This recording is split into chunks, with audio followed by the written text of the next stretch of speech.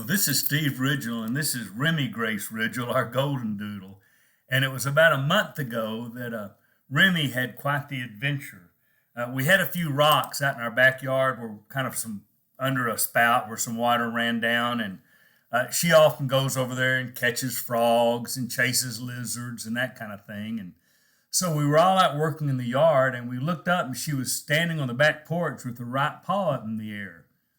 Okay, she's got a sticker, so we went over and couldn't find it. And a few minutes later, we looked again, and there was a little red spot of blood right on the top of her right paw. And then her paw started swelling, swelled up to almost a baseball size. And so I told my wife, I said, she's been bit by a snake, rattlesnake, copperhead. So one of my grandsons, Austin, took off, got a hoe, flipped a rock up, saw a little juvenile copperhead. Now that's good. I don't think they have as much venom as an adult copperhead. Bad because they can't control the release of the venom. They shoot all they got. And so he saw that. Of course, he got his pellet gun and dispatched the copperhead quickly. And then my wife had him chop it up with a hoe. And I think she would have burned it, but we decided enough was enough.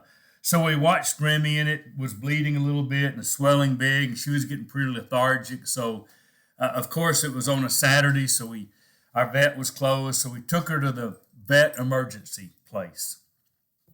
Those are not as cheap as you would like them to be, but Remi's kind of part of the family, so we wanted to be sure we got her taken care of.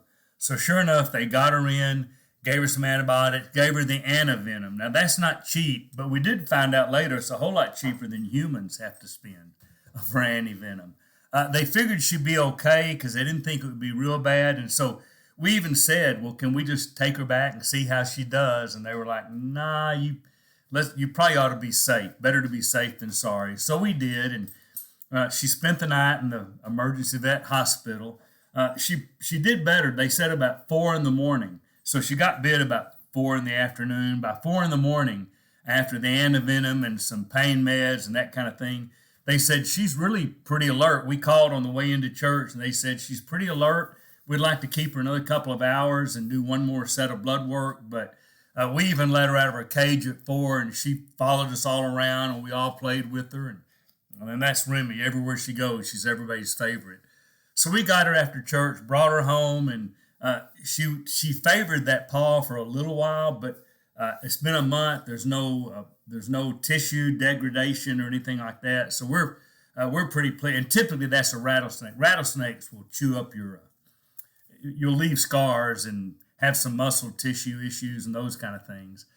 So we moved the rocks. They're not in the backyard anymore, just to be safe. But I thought about a lot of things. One is fortunately she stuck her paw, not her nose, around those rocks and got bit on top of her paw. Probably the best place a dog can be bitten.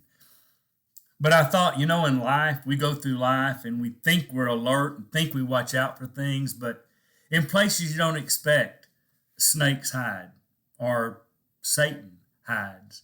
And he always wants to ambush you, and he'll strike every time he can. And when he does, you better deal with it.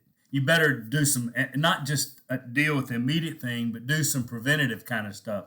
Clear the rocks out, those kind of things. And so I hate that Remi got bit. I'm glad she's okay. I'm not sure she's really learned her lesson because she still looks under every rock for a lizard or whatever. But I'm also glad she reminded me, watch out for Satan. If you get bit, take care of it by Satan. And then try to clean it up so he doesn't strike you again.